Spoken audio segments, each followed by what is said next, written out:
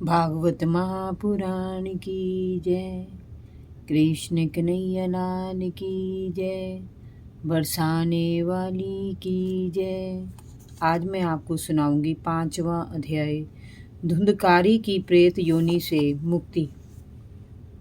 आत्मदेव ब्राह्मण गोकर्ण के कहने पर जब वन में चला गया तो धुंधकारी ने पैसों के लिए अपनी माता को मारना पीटना शुरू कर दिया। वह उससे गड़े धन के बारे में पूछता, पर धन कहीं था ही नहीं। वह कब तक बहाने बनाती। एक रात अपने पुत्र के अत्याचारों से बचने के लिए उसने कुएं में कूदकर अपनी जीवन लीला समाप्त कर ली।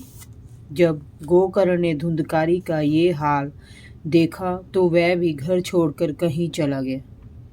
वह विभिन्न तीर्थ स्थानों में जाकर भगवान का भजन पूजन करता और सभी के सुख दुख में समान भाव से सम्मिलित होता।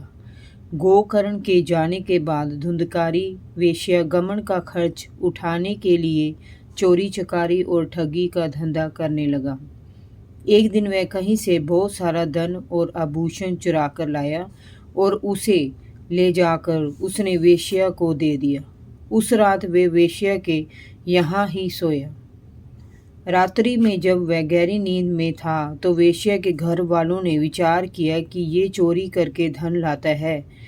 यदि ये पकड़ा गया तो राजा इसके साथ साथ हमें भी दंडित करेगा। इससे तो अच्छा है कि इसे ही सदैव के लिए मौत के मुंह में धकेल दिया जाए।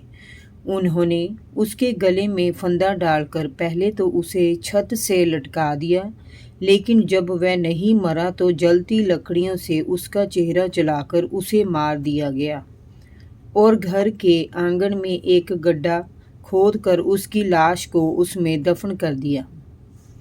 वेश्याएं किसी की मित्र नहीं होती, उन्हें तो सिर्फ धन से मतलब होता है।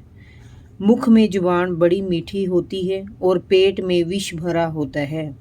लोगों के पूछने पर वेश्या ने कह दिया कि वह व्यापार के लिए प्रदेश गया हुआ है। हत्या किए जाने के कारण धुंधकारी प्रेत योनि में पहुंच गया। तीर्थ यात्रा के समय किसी ने गोकर्ण से कहा कि उसका भाई मर चुका है, परंतु उसकी अंत्येष्टि ना होने के कारण उसकी आत्मा अभी तक भटक रही है। गोकर्ण ने गया तीर्थ में जाकर उसका विधिवत श्राद्ध किया। रात्रि में जब गोकर्ण अपने डेरे पर आकर सोया तो उसने धुंधकारी को प्रेत योनि में देखा। वह कभी बैल, कभी हाथी, कभी बकरा, कभी भैंसा तो कभी मनुष्य बन जाता। गोकर्ण ने धैर्य के साथ उससे पूछा, अरे भाई, तू प्रेत कैसे बन गया? मैंने तो तेरा विधिवत श्राद्ध कर दिया है।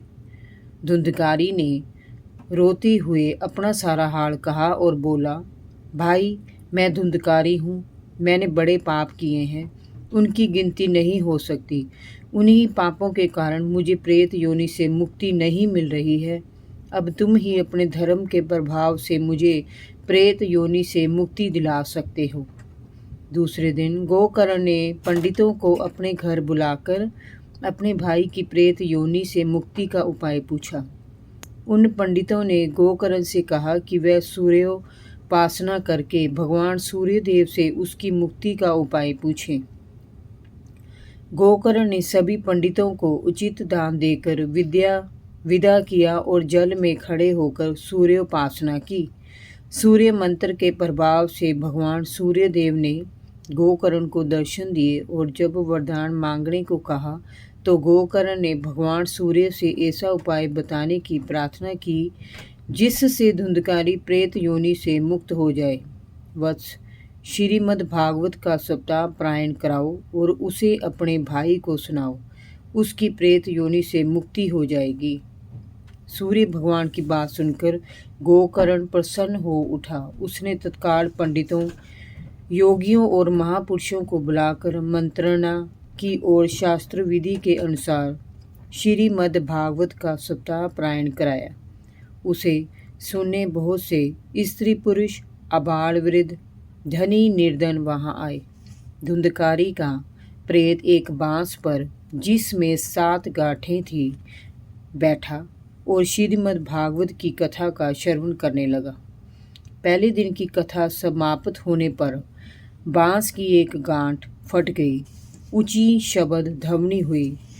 इसी प्रकार दूसरे, तीसरे और चौथे दिन भी कथा की समाप्ति पर बांस की गांठ भारी शोर करते हुए फट गई।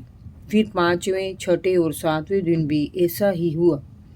श्रीमद् भागवत के 12 स्कंदों की कथा सुनने से धुंधकारी के सारे पाप नष्ट हो गए और वह प्रेत योनि को छोड़कर वैकुंठ लोक में चला गया।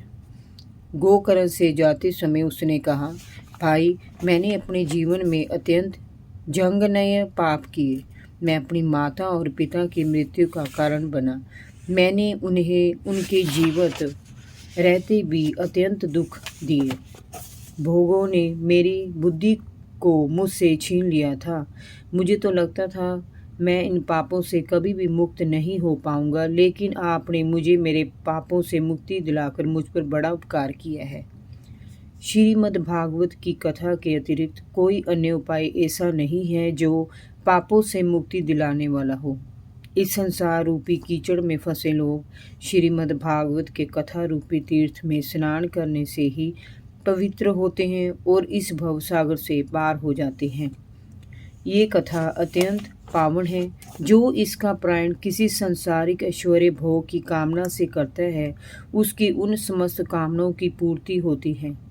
वैष्णव को इस पारायण का फल प्रेमा भक्ति के रूप में प्राप्त होता है। इस प्रकार जो जिस भावना से इसका पाठ करता कराता है, वह उन्हें प्राप्त करता है। धुंधकारी के प्रेत योनि से छुटकारा पाने के उपरांत वहां उपस्थित पंडितों और महात्माओं ने गोकर्ण से कहा, वत्स, हमारे मन में एक संदेह उत्पन्न हुआ है, उसे आप मिटा दीजिए। यहाँ उपस्थित हम सभी ने श्रीमद् भागवत कथा का सप्ताह पारायण सुना, परंतु यहाँ सभी को मुक्ति नहीं मिली। केवल धुंधकारी को ही मुक्ति मिली और वह वैकुंठ में चला गया। ऐसा क्यों हुआ? गोकर्ण ने कहा, महात्माओं, इस कथा को जो व्यक्ति एकाग्रचित होकर केवल मोक्ष प्राप्ति के लिए सुनता है, उसे संपूर्ण फल अवश्य प्राप्त होता है। लेकिन जिनका चित्त सांसारिक कार्यों में ही उलझा रहता है, उन्हें वैसा फल प्राप्त नहीं होता। एक चित्त होकर ही मुक्ति प्राप्त होती है। ऐसा सुनकर सभी लोगों की प्रार्थना पर गोकर्ण ने श्रावण मास में पुनः श्रीमद् भागवत का सप्ताह पारायण कराया। जिन्होंने एक चित्त होकर उस कथा को सुना, उन्हें लेने के लिए स्वयं श्री कृष्ण वैकुंठ से विमान लेकर पधारे और गोकर्ण सहित उन्हें लेकर वैकुंठ चले गए। वैसे ही जैसे त्रेता युग में श्री रामचंद्र जी अयोध्या वासियों को लेकर संदेह वैकुंठ गए थे। जिस स्थान पर सूर्य और चंद्र की पहुंच भी नहीं है, वहां ये संसारी मनुष्य इस कथा के श्रवण से पहुंच जाता है। इस कथा का महात्म्य सभी तपों और व्रतों से ऊंचा है। ऐसा सभी को समझना चाहिए। जय जय श्री राधे। भागवत महापुराण की जय। कृष्ण कन्हैया लाल की जय।